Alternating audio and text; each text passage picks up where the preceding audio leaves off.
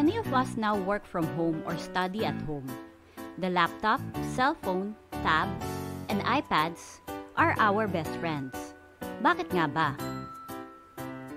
To stay connected with others, kailangan natin ang mga gadgets na ito upang makipag-communicate tayo sa ating mga coworkers, friends, classmates, teachers, or family. Pero maraming mga tao ang nag-a-adjust sa mga virtual na usapan, tulad na lang sa internet, text, social media, o online forums. Sa panahon ngayon, nauuso ang paggamit ng iba't ibang abbreviations para mapadali o mapabilis ang pakikipag-chat. Hindi lahat sa atin ay pamilyar sa paraan na ito. So in this video, ating aalamin ang mga internet and text abbreviations and lingo.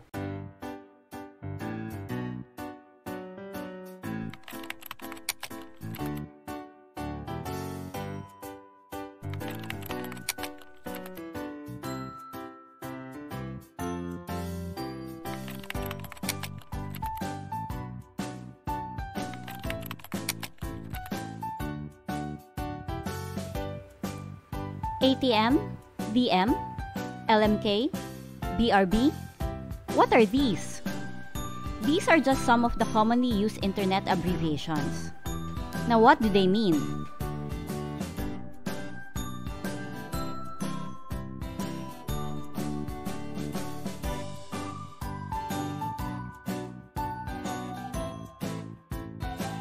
Para mas mabilis ang usapan at ang pag-type, abbreviations or acronyms are used. These abbreviations already exist, but there are new ones added to the list na kailangan natin alamin para makasunod sa panahon.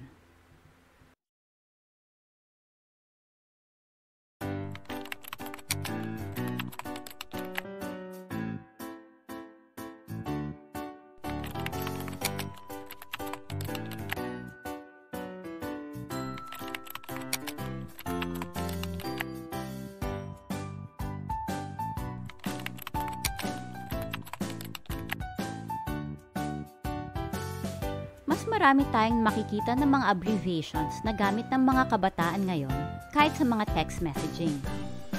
Abbreviations make the conversations faster, and sometimes, not everyone would understand what they mean.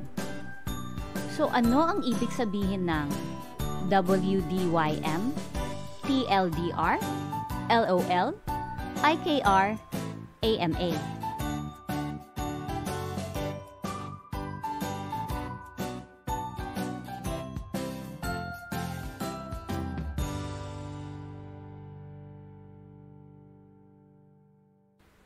Aminin natin, may mga nakakatanda na kailangan bigyan ng guide-through upang maintindihan ang shortcut language na gamit sa mga virtual conversations ngayon. Aminin din natin, ang mga magagaling sa shortcut language na ito ay ang mga kabataan. So to give us more information on the abbreviations used now, let's look at the list.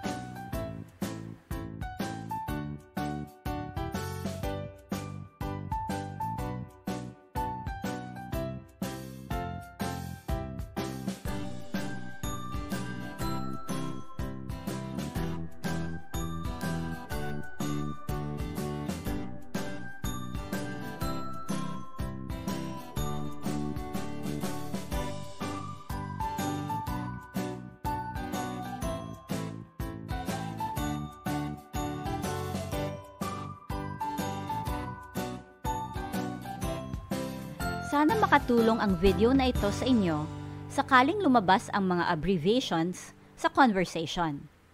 Thank you for watching!